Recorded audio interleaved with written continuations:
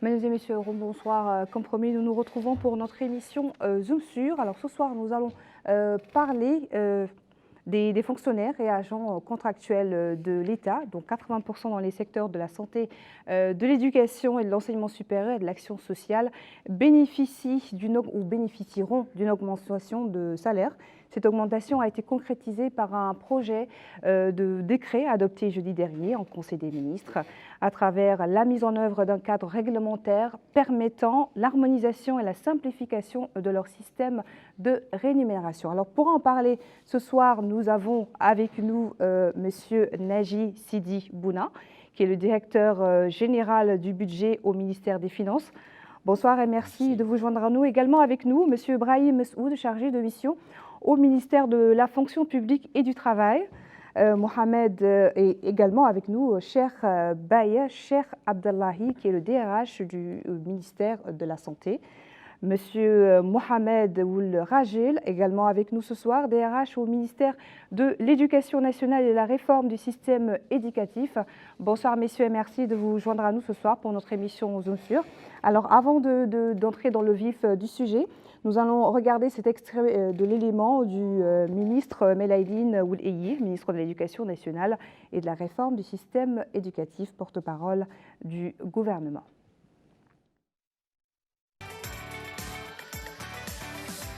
Le Conseil des ministres avait examiné et approuvé plusieurs projets de loi de décrets de communication, dont un projet de décret modifiant et complétant certaines dispositions du décret publié en 2016 relatif à l'harmonisation et à la simplification du système salarial des employés et agents contractuels de l'État et de ses institutions à caractère public. À ce propos, le ministre de l'Éducation nationale et de la réforme du système éducatif, porte-parole du gouvernement, M. Melaydine Ould Eyi, a déclaré qu'environ 80% des fonctionnaires et agents contractuels de l'État dans les secteurs de la santé, de l'éducation, de l'enseignement supérieur et de l'action sociale bénéficieront d'une augmentation des salaires. Il a ajouté que cette augmentation, concrétisée par le projet de décret adopté, traduit l'intérêt qu'accorde l'État à l'amélioration des conditions de vie de ses fonctionnaires et en particulier de ces catégories à travers la mise en œuvre d'un cadre réglementaire permettant l'harmonisation et la simplification de leur système de rémunération. Le porte-parole du gouvernement a révélé que certaines de ces primes ont connu un début de versement au début de l'année 2022 au profit des bénéficiaires, soulignant que le présent projet de décret intervient pour ratifier cette situation en généralisant ces primes aux autres personnels concernés. Alors, bienvenue à vous si vous nous rejoignez sur votre émission Zoom sur. Nous allons commencer par Monsieur Naji Sidi Bouna, excusez-moi. Vous êtes le directeur général du budget au ministère des Finances. Alors, vous pourriez un petit peu nous éclairer sur la nature de ce décret, de l'augmentation de salaire et les bénéficiaires notamment.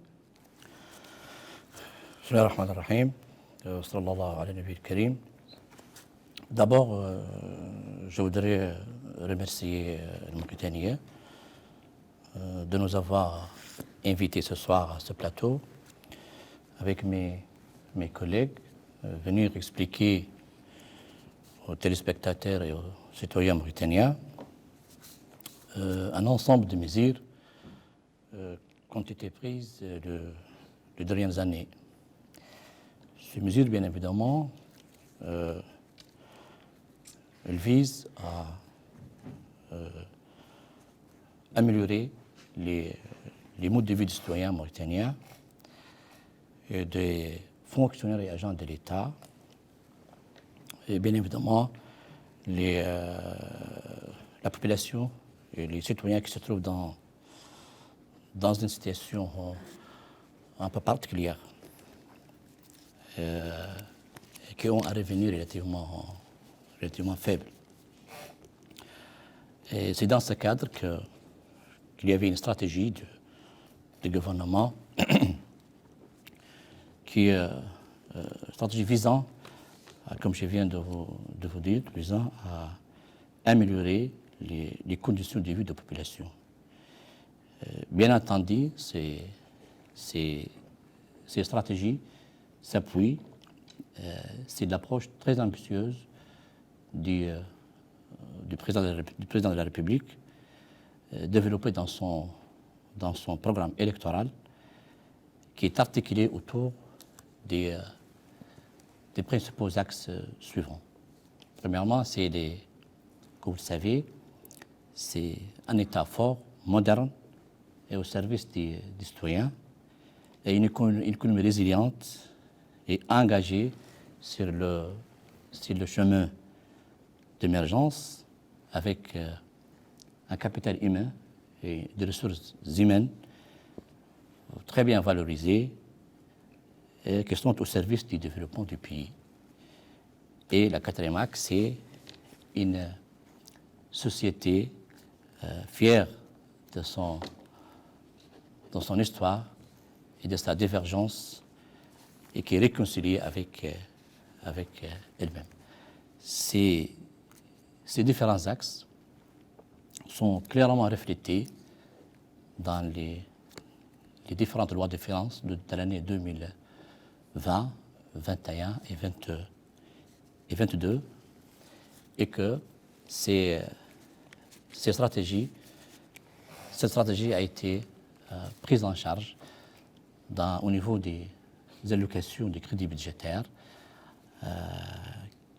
chaque année dans les différentes, comme je viens de vous dire, dans les différentes lois de finances. Donc, on commence d'abord par les différentes mesures qui ont été prises en 2021.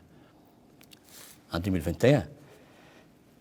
2021, il y avait un nombre important de mesures qui ont été prises, comme l'augmentation des pensions civiles et militaires, une augmentation de 100%, avec la prise en charge des hémodialyses et la prise en charge aussi des enfants en situation handicapée, dont l'incidence financière dépasse d'1 milliard d'ouguiyas, est aussi, comme vous connaissez, la première tranche de la prime décret qui était payée à hauteur de 30% l'année 2021 et que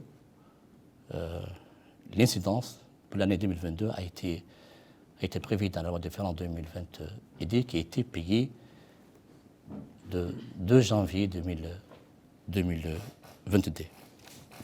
À cela s'ajoute bien évidemment la prime de risque qui a été instaurée et qui était aussi généralisée à tout le personnel du ministère de la Santé, et l'augmentation de 30% aussi qui a eu lieu en 2022 et qu'actuellement, l'année 2022, nous sommes déjà commencé à payer la deuxième tranche de cette prime, avec aussi la prime d'éloignement qui est passée du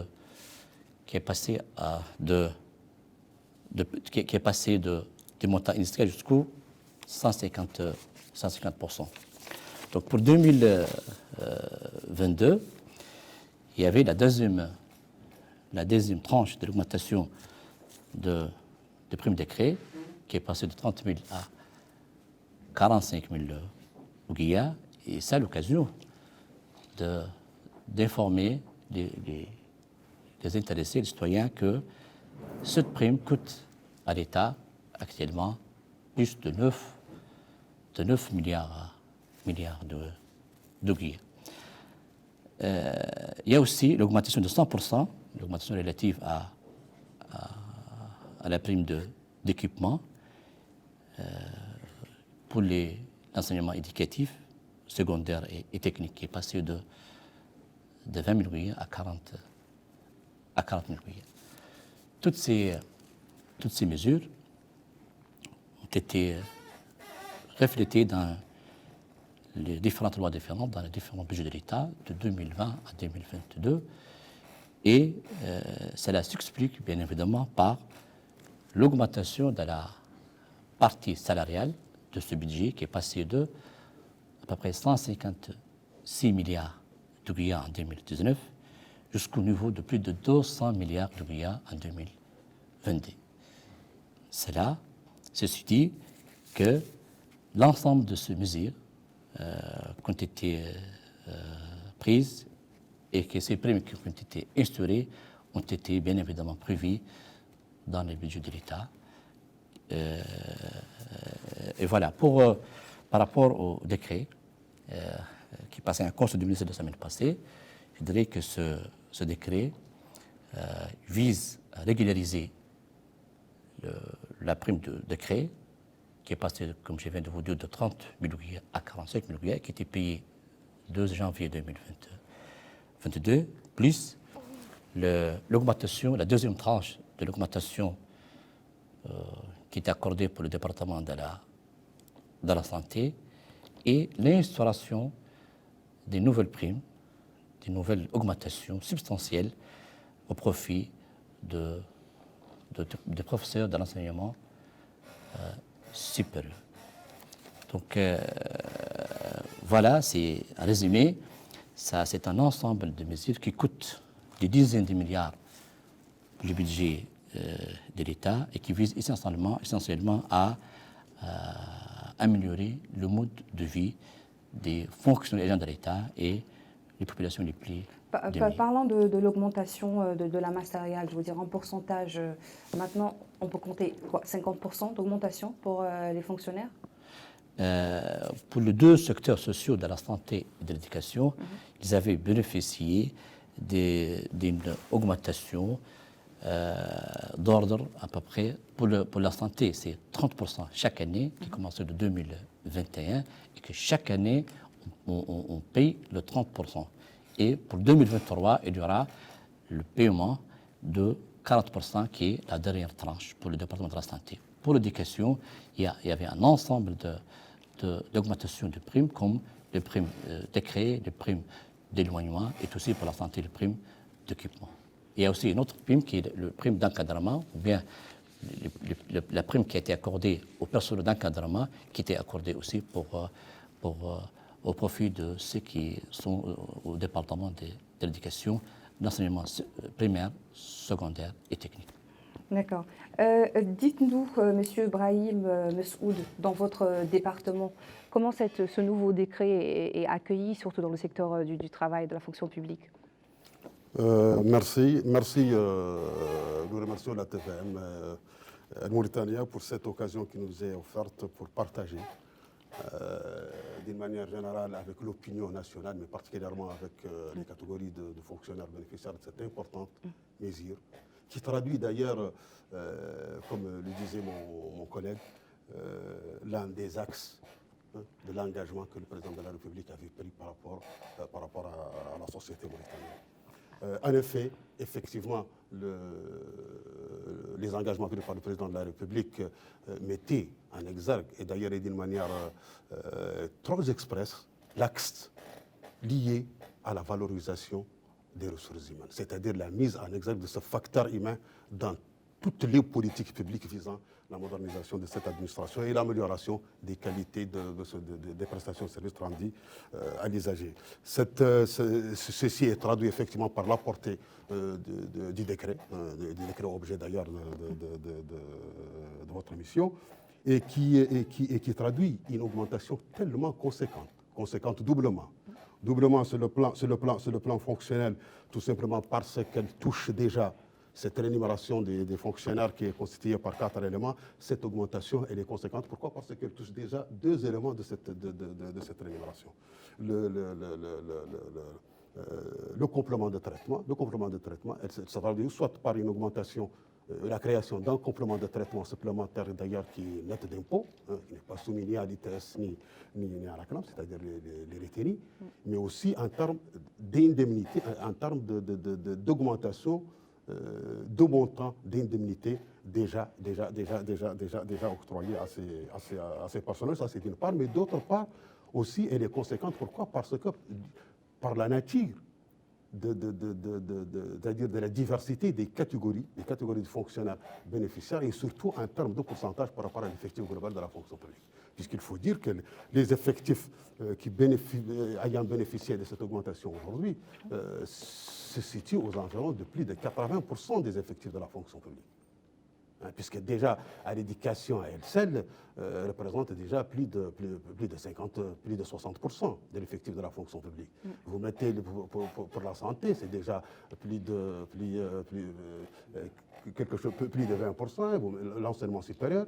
Donc, agrégé, c'est plus de 80% des effectifs de la fonction publique qui ont bénéficié de cette mesure. Ça, c'est dire combien elle est conséquente et combien elle est importante en termes d'impact social et en particulier sur l'amélioration des conditions de vie des ressources humaines de l'État et notamment des secteurs directement bénéficiaires.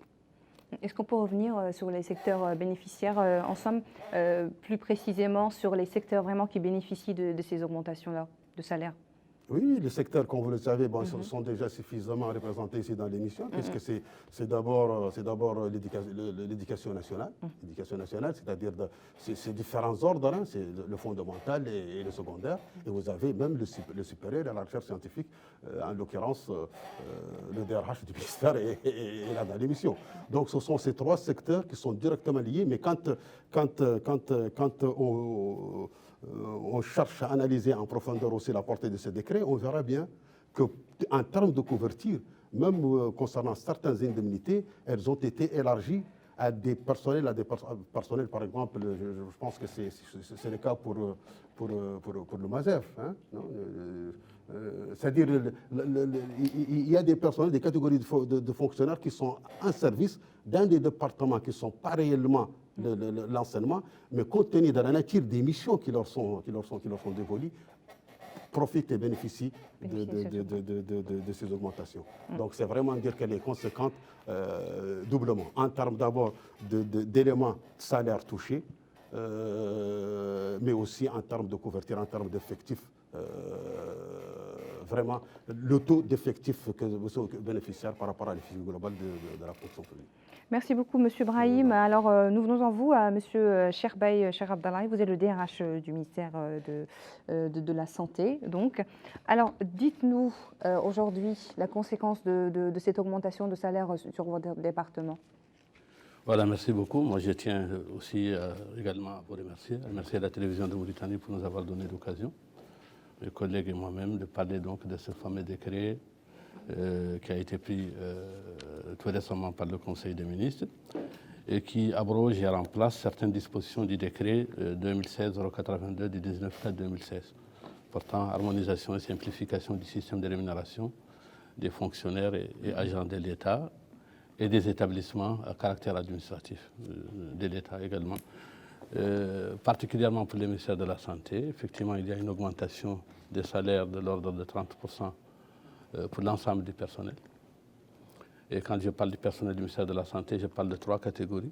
Il y a tout d'abord le personnel qui exerce au niveau de l'administration centrale, qui a déjà bénéficié de cette augmentation depuis le 1er janvier. C'est-à-dire que depuis le 1er janvier, cette augmentation est payée régulièrement pour l'ensemble du personnel de l'administration centrale. La deuxième catégorie, c'est le personnel contractuel permanent qui exerce au niveau des structures sanitaires, au niveau des hôpitaux, et au niveau des écoles de santé. Ils vont certainement bénéficier de cette augmentation dès la signature du décret. Et la troisième catégorie, c'est le personnel du ministère de la Santé qui est détaché auprès du ministère des Affaires sociales, mais qui exerce obligatoirement au niveau des structures sanitaires publiques. En fait, ce n'est pas tout le personnel qui est détaché au ministère des Affaires sociales qui va bénéficier de cette augmentation, mais uniquement le personnel qui exerce au niveau des structures sanitaires publiques. Je rappelle que cette augmentation vient après celle qui a été accordée, comme l'a dit tout à l'heure le directeur général du budget, vient après celle qui a été accordée en 2021. C'est-à-dire que les personnes du ministère de la Santé a bénéficié en 2021 d'une augmentation de 30%, avec la généralisation de la prime de risque. La prime de risque était payée exclusivement au personnel qui exerce au niveau des structures sanitaires. Et l'année passée, elle a été donc, cette prime de risque a été généralisée pour l'ensemble du personnel. Donc, c'est une deuxième augmentation qui porte l'augmentation globale à 60%. Et je parle bien évidemment sous l'autorité du directeur général du budget qui vient de dire tout à l'heure qu'il y aura aussi une augmentation de 40% en 2023 et qui viendra donc boucler les 100%. Donc, on aura donc augmenté les salaires du personnel du ministère de la Santé de 100%. Je pense que c'est une mesure extrêmement importante parce que tout simplement, elle va motiver le personnel. C'est une source de motivation très importante. Et je pense qu'elle va inciter les personnels à doubler d'efforts et à être encore beaucoup plus proches des populations, à leur fournir les services, à leur prodiguer les soins qu'elles demandent et qui sont nécessaires. Et elle vient aussi dans une conjoncture particulière qui est caractérisée par la pandémie du Covid. Et on sait que quand on est dans une situation économique assez difficile, qui est d'ailleurs une situation économique mondiale assez difficile, il est très difficile souvent de penser à l'augmentation des salaires. Donc elle vient à point nommé parce qu'elle vient aussi renforcer le pouvoir d'achat de ces personnels-là qui exercent particulièrement au niveau des départements sociaux, le ministère de la Santé, le ministère de l'Éducation et le ministère de l'Enseignement supérieur. On revient tout à l'heure sur les effectifs qui bénéficient de cette augmentation. D'abord, au ministère de l'Éducation, Monsieur Mohamed Rajel, dites-nous, votre département bénéficie de la plus grande augmentation, si je comprends bien. Oui, bon, moi aussi, je remercie la télévision mauritanienne pour l'occasion. En ce qui concerne le secteur du ministère de l'Éducation, l'augmentation a concerné la prime décret. Cette prime décret a été augmentée en 2021. Prime décret, c'est-à-dire? C'est une prime accordée aux enseignants en contrepartie des risques encourus par l'utilisation de la craie au niveau des classes. Elle était payée sur 9 mois. En 2021, elle a été payée, au lieu de 9 mois, c'est de 12 mois. Et aussi, elle a été élargie à d'autres catégories qui ne trouvaient pas cette indemnité. Donc, comme les directeurs des écoles et les directeurs aussi des établissements secondaires, cette prime a été élargie à ces catégories. Donc, c'était en 2021. En 2022, elle a été augmentée de 15 000, c'est-à-dire elle a passé de 30 000 à 45 000. Et aussi, donc il y a aussi l'augmentation de la prime d'éloignement qui a été augmentée en 2020 de 50% et en 2021 à 100%, ce qui veut dire qu'elle a été augmentée de 150%. Il y a aussi la prime d'équipement qui a été augmentée de 20 000 à 40 000. Son enveloppe, elle est payée sur le budget du ministère. Son enveloppe était 370 000 en 2021. Elle a passé à 370 millions. Et elle a passé en 2022 à 740 millions d'euros, bien sûr. Donc, ces primes, elles bénéficient aux enseignants. Il y a aussi la prime d'encadrement qui a été augmentée. C'est une prime, ou bien c'est une augmentation pour la prime des travaux spéciaux qui trouve les personnels d'encadrement administratif et pédagogique au niveau des établissements de la formation, établissements d'enseignement, aussi bien du fondamental que du secondaire, en plus des inspecteurs, des conseillers pédagogiques et des attachés administratifs. Donc c'est un effectif global de 20 282 bénéficiaires, dont 5 782 pour l'enseignement qui vont bénéficier, pour le personnel d'encadrement, qui vont bénéficier de la prime d'encadrement avec l'ordre de 1,40 milliard 760 000. Et la prime décret, c'est aussi en plus de ces personnels, ou bien d'une partie de ces personnels, il y a les enseignants qui sont au nombre de 14 500 qui en vont bénéficier. Donc c'est une enveloppe globale pour la prime décret de 3 milliards 527 millions. Et pour le déprime, globalement, cette année, c'est une augmentation de 4 milliards 568 millions. Donc c'est vraiment une augmentation très importante et qui vient dans le cadre des engagements de son Excellence Monsieur le Président de la République pour l'amélioration des conditions des enseignants, aussi bien conditions matérielles que morales. Et dans ce cadre aussi, il y a une autre mesure qui a été pour concrétiser cet engagement, qui est la concession d'un nouveau projet, la création d'un projet qui s'appelle le projet de revalorisation du métier de l'enseignant. C'est un projet dont le plan d'action a été initié à partir des doléances des syndicats. Et il va essayer d'apporter une réponse à ces doléances. Donc il y a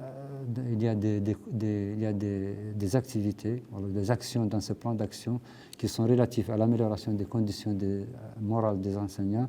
Il y a été des commissions qui ont été créées à partir des membres du comité de pilotage de ce projet pour apporter une réponse des propositions à ces conditions.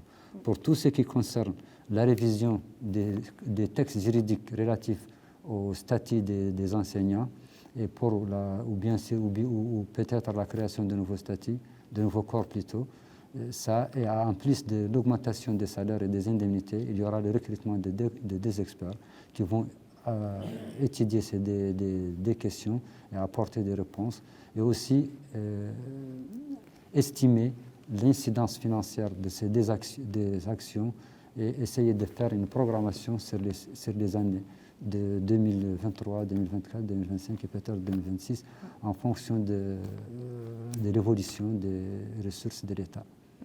Monsieur Brahim, diriez-vous que cette nouvelle augmentation, que ce nouveau décret est une marche à suivre après la déclaration du président de la République visant à rapprocher le service public des citoyens?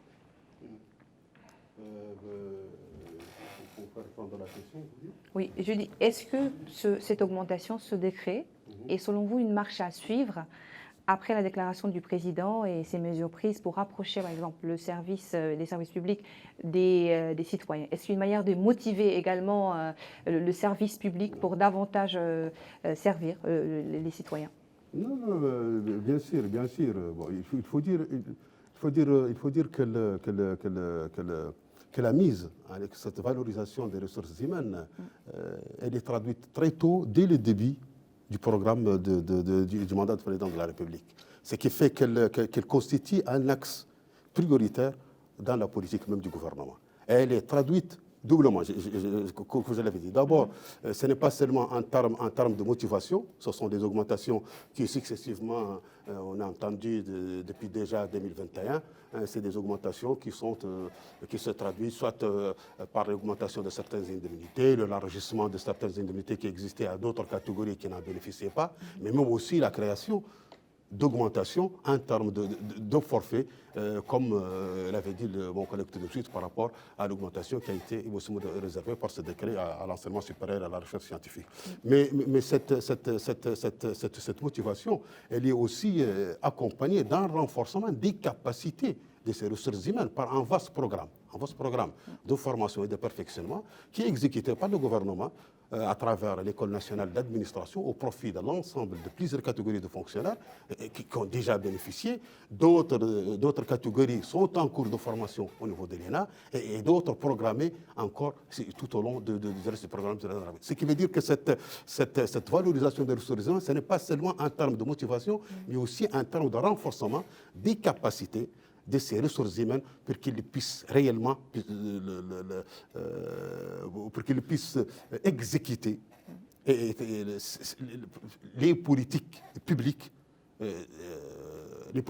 arrêtées par le président de la République et par le gouvernement pour améliorer les conditions de vie des populations.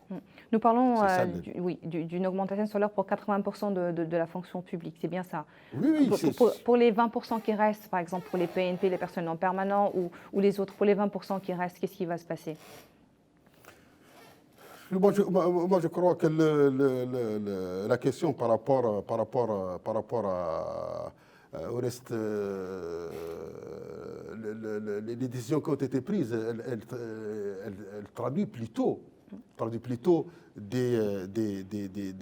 les augmentations déjà inscrites dans les engagements pris par le président de la République. Ce sont là ces augmentations qui sont en train d'être exécutées par le gouvernement. Et d'ailleurs, successivement de 2021, et vous voyez,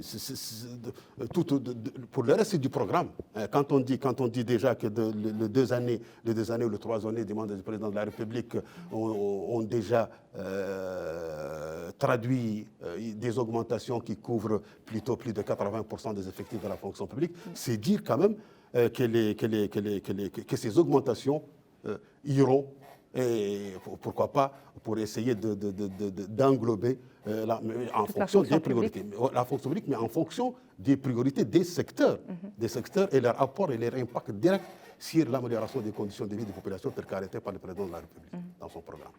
Alors, Monsieur Naji Sidibounes, est-ce que nous pouvons revenir sur les modalités de mise en œuvre de ces mesures, de cette augmentation-là? Merci beaucoup. D'abord, avant de répondre à votre importante question. Je voudrais juste préciser que chaque fois qu'il y a une décision, chaque fois qu'il y a une mesure, il fallait qu'on programme aussi l'incidence financière qui doit être prévue dans le cadre d'une loi de finances dans le budget de l'État. Je voudrais partager aussi avec les citoyens un certain nombre d'éléments que je vois importants pour savoir précisément et clairement qu'est-ce que coûte une mesure du budget de l'État. Je vous donne un exemple par rapport aux programmes sociaux. Est-ce que vous savez qu'actuellement, les programmes sociaux coûtent à l'État à peu près plus de 45 milliards d'ouguiya. Les programmes sociaux, c'est-à-dire? C'est-à-dire, c'est comme le programme Temouine, qui est au niveau de Ta'azour, comme les intrants agricoles, l'approvisionnement qui est accordé aux agriculteurs en intrants, comme le programme au cheptel, qui mettra à la disposition des éleveurs les éléments de bétail, comme le microcrédit, comme le programme PAC. C'est un ensemble de programmes sociaux qui coûtent à l'État plus de 45 milliards d'euros. Des subventionnements. De subventions. Il y a aussi la subvention qui est accordée aux produits pétroliers et aux produits du gaz. Ça, ces deux mesures qui ont été prises pour combler la différence entre le prix sur le marché international et le prix à la pompe pour les produits pétroliers, ça coûte à l'État plus de 40 milliards d'ouguiya. Donc l'État supporte cette grande charge, cette importante charge, pour éviter que le citoyen paye un prix très élevé à la pompe. Et aussi, le prix des gaz. Les projections pour l'année 2022 qui ont été faites par les services concernés et aussi qui ont été partagées avec nos partenaires de développement parlent de plus de 70 milliards d'ouguiya comme une subvention qui devrait être accordée pour éviter que le citoyen paye un prix à la pompe qui est élevé. Donc, cet ensemble de mesures sociales coûte à l'État une incidence financière qui est extrêmement élevée, qui est extrêmement importante. Alors pourquoi dans ce cas l'État choisit maintenant à ce niveau-là, maintenant, au point où nous en sommes, une augmentation justement des salaires aujourd'hui? Ça rentre dans le cadre du programme du président de la République qui est annoncé clairement dans l'approche très ambitieuse du président de la République qui voulait que les conditions de vie des fonctionnaires et des citoyens mauritaniens soient améliorées. Et c'est dans ce cadre que l'ensemble de ces mesures ont été prises et ont été accordées et que aussi de prévoir l'incidence financière pour la prise en charge de ces mesures. Merci. Alors, dites-nous, Monsieur Cherbek, quelles sont aujourd'hui cette augmentation? Qu'est-ce qu'elle a de différente par rapport aux autres augmentations dont vous avez énumérées tout à l'heure? Bon, il faut dire que ces augmentations s'inscrivent dans un processus, comme l'a dit tout à l'heure le directeur général du budget, et qu'on a déjà procédé à une augmentation en 2021. C'est-à-dire que l'objectif est d'augmenter les salaires de l'ensemble des personnels du ministère de la Santé de 100%. Donc on a déjà procédé à une augmentation de 30% avec une généralisation de la prime de risque en 2021, une augmentation en 2022 qui est donc l'objet de ces décrets dont on discute tout à l'heure la teneur. Et puis il y aura une augmentation de 40% en 2023. Donc une augmentation de 100% des salaires du ministère de la Santé, je pense que c'est très important. Je voudrais ici insister sur une chose, c'est que ces augmentations sont très importantes à double titre. Tout d'abord, elles sont très importantes par l'importance de l'enveloppe budgétaire qui leur a été allouée. Elles sont importantes par l'ampleur en termes d'effectifs fonctionnaires bénéficiaires. Et elles sont aussi importantes parce que la conjoncture elle-même est une conjoncture très difficile et elles viennent aussi soutenir donc, ces personnels, renforcer son revenu, son pouvoir d'achat face à cette augmentée des prix qui est donc indépendante de la Mauritanie parce que c'est inscrit dans le cadre d'une crise mondiale, provoquée tout d'abord par la pandémie du Covid-19, renforcée aussi par la guerre en Ukraine. Il y a certainement des répercussions sur les prix, surtout les prix des denrées alimentaires. Donc elle est très importante, elle doit être saluée à juste titre. Et elles s'inscrivent, ces augmentations, comme l'a dit le directeur général tout à l'heure, en droite ligne aussi avec les engagements du président de la République qui sont prononcés dans son programme. Diriez-vous que ces augmentations viennent à point nommé, surtout après la vague de la Covid-19 et aussi avec tout ce que le personnel de la santé a éprouvé pendant... Enfin, on est toujours dans cette même période, mais tout ce que le personnel de la santé a eu à éprouver pendant ces vagues qu'on a connues, ces dernières vagues de Covid-19. Oui, je pense aussi que le fait déjà de faire bénéficier plus de 80% des fonctionnaires de l'État de cette augmentation, je crois qu'il faut bien comprendre qu'il s'agit là de départements stratégiques, en fait, des départements sociaux qui ont donc une mission beaucoup plus importante parce qu'ils touchent directement les populations. Et donc, elles sont privilégiées par rapport peut-être aux autres départements, mais cela n'exclut pas, comme l'a dit tout à l'heure les chargés de mission, que cette mesure, que ces augmentations vont finalement toucher l'ensemble du personnel. Parce que déjà, on a déjà fait cet effort d'augmenter les salaires de plus de 80% de l'effectif. Je pense que le reste va venir, bien évidemment.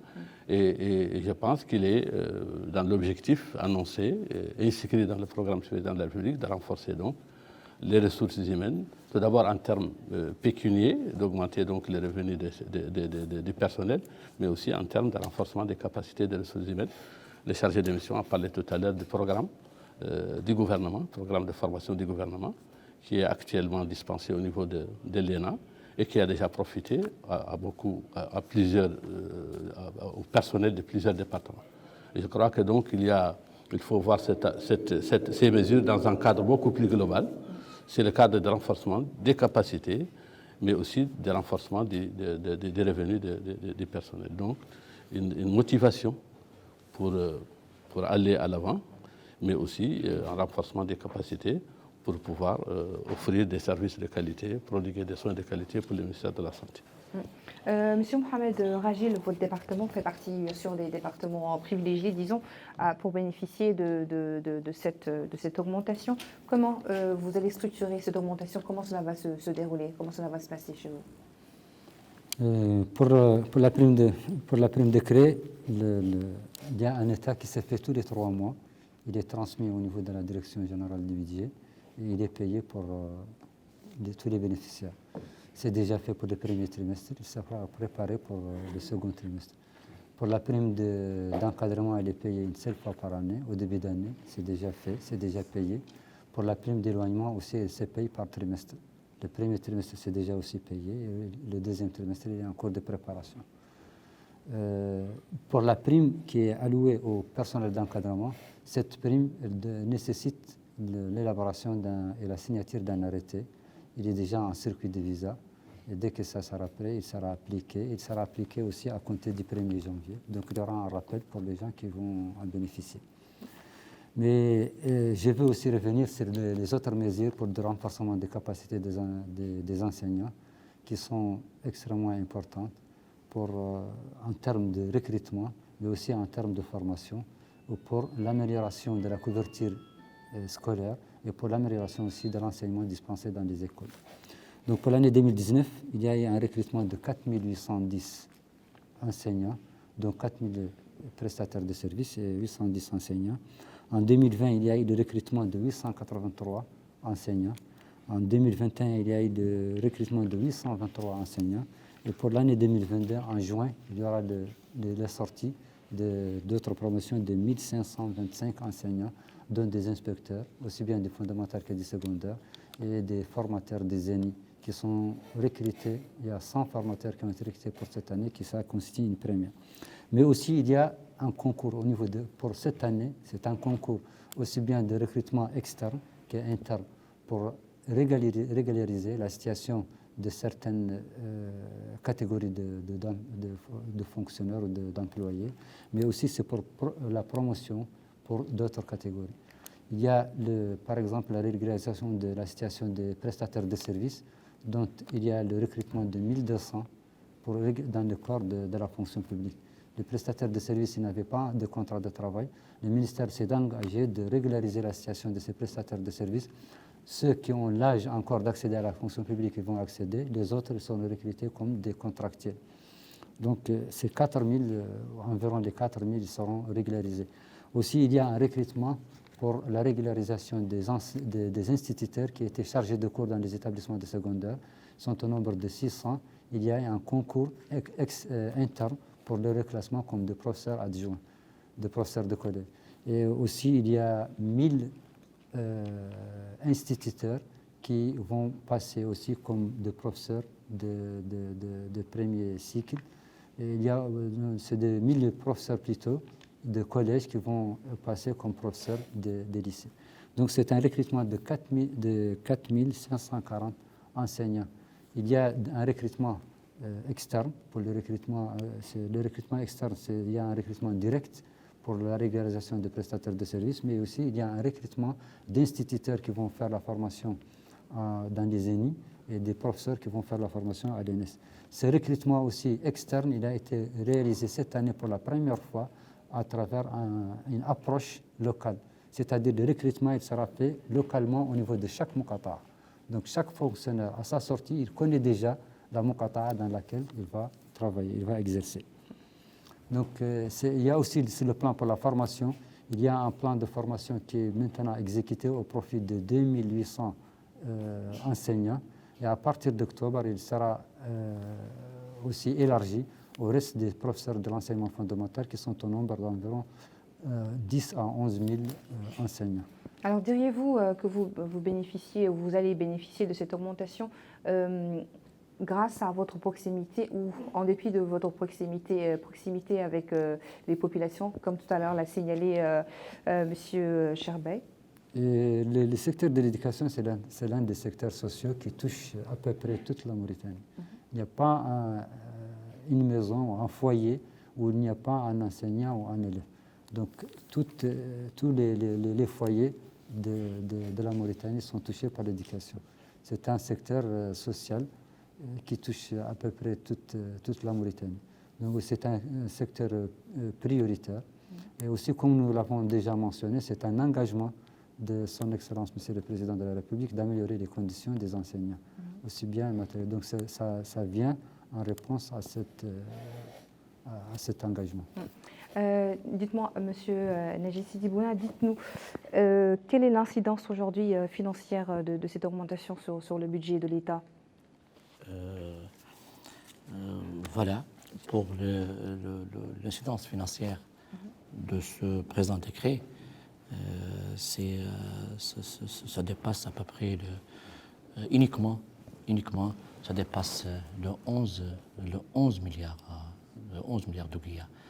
Donc, c'est-à-dire la prise en charge de la prime décret et la deuxième tranche de l'augmentation accordée au département de la santé, plus l'instauration de la prime accordée aux enseignants de l'enseignement supérieur, aux professeurs de l'enseignement supérieur.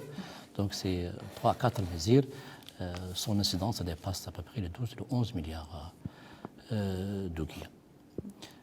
Sans parler bien évidemment de l'ensemble d'augmentations qui ont été accordées de l'année 2021 et qui avaient été programmées dans le cadre de la loi de finances de l'année en question. Alors, vous avez évoqué les améliorations apportées sur le statut du personnel de l'AMI. Qu'en est-il de celui de l'audiovisuel? Ce qui nous concerne nous directement, on en parle, on en profite également.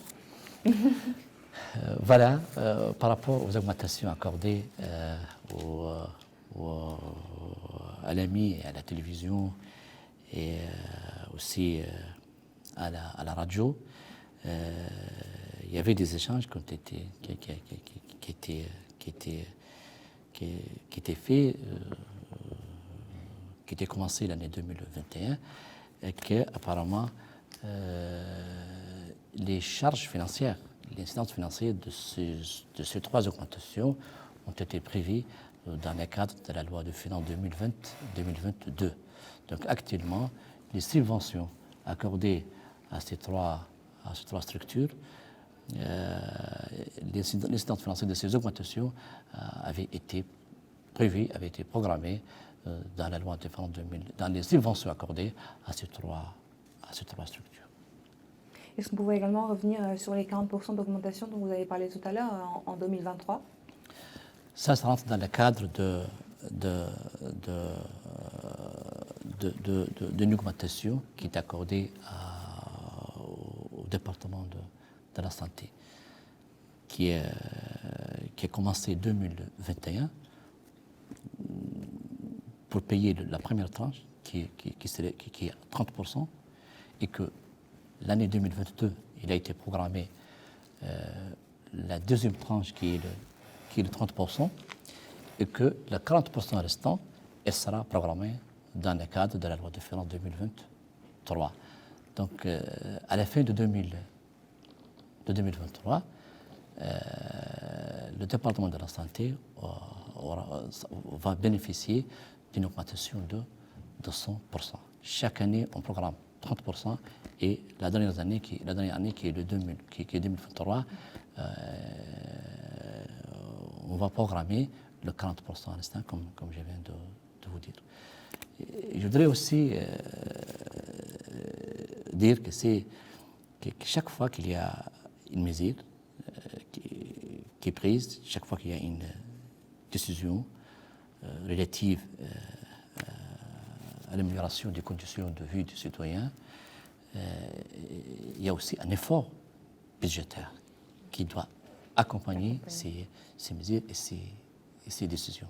Il fallait aussi qu'il y ait une stratégie et une vision de mobilisation de ressources pour garantir la prise en charge totale de cet ensemble de mesures relatives à l'amélioration de vie des citoyens.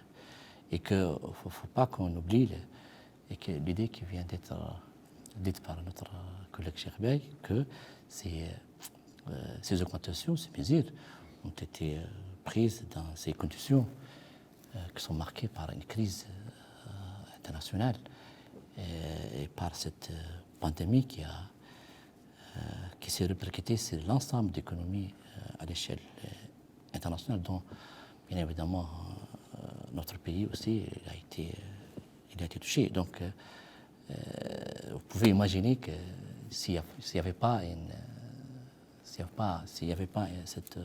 ces conditions, cette situation de crise, que vous pouvez imaginer quelle était la décision qui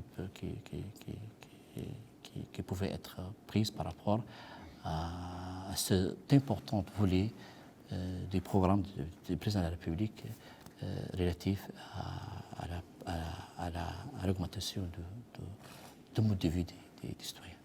Alors, en parlant de l'augmentation et de l'amélioration des modes de vie des citoyens, M. Brahim Messoud, dites-nous les résultats attendus de telles mesures prises concernant l'augmentation qu'il y a eu en 2021, en 2022, et on parle des perspectives de 2023 également.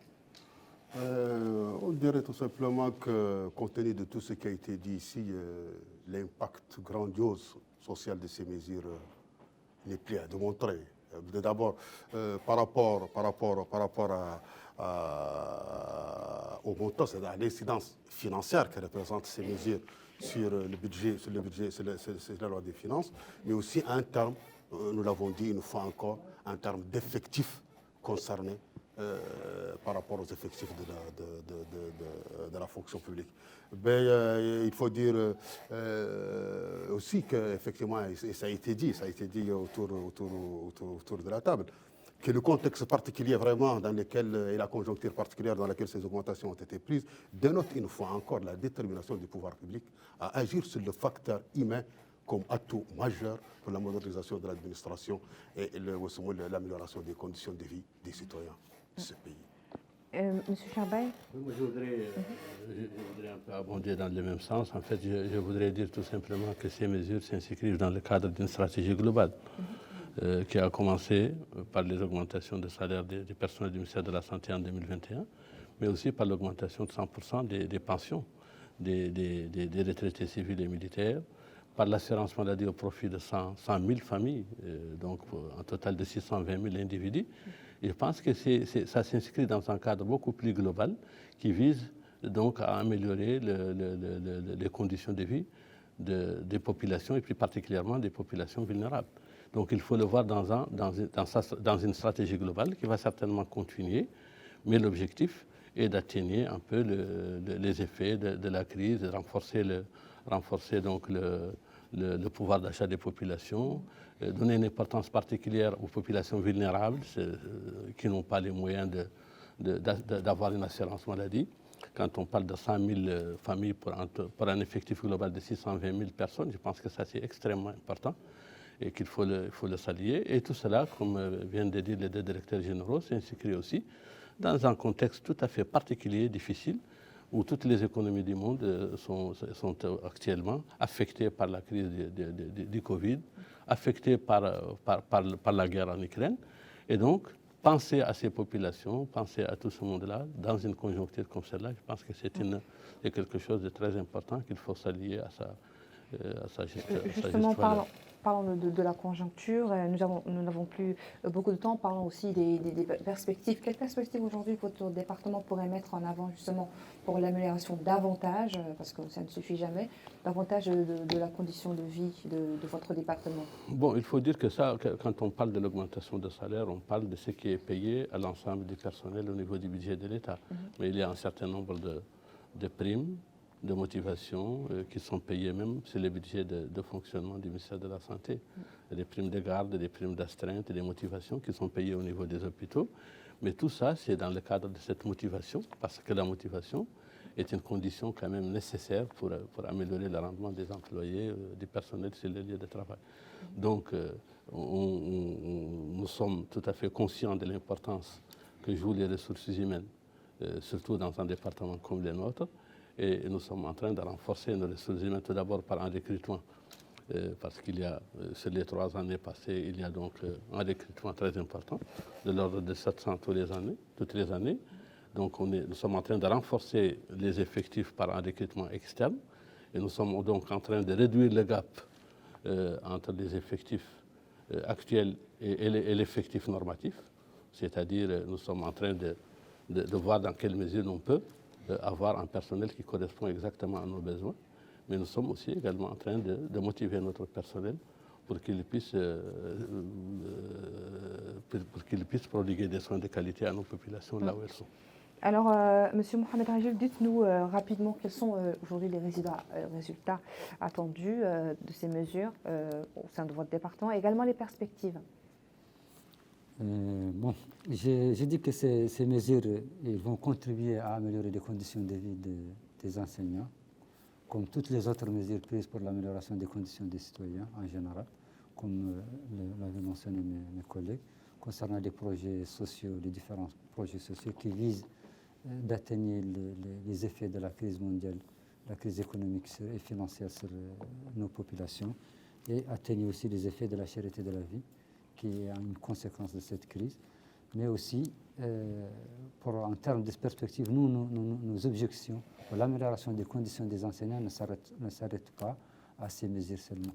Comme je l'ai mentionné déjà, il y a un projet qui a été initié au niveau du ministère, qui est le projet de revalorisation du métier de l'enseignant, qui vise à apporter une réponse à toutes les défaillances des enseignants.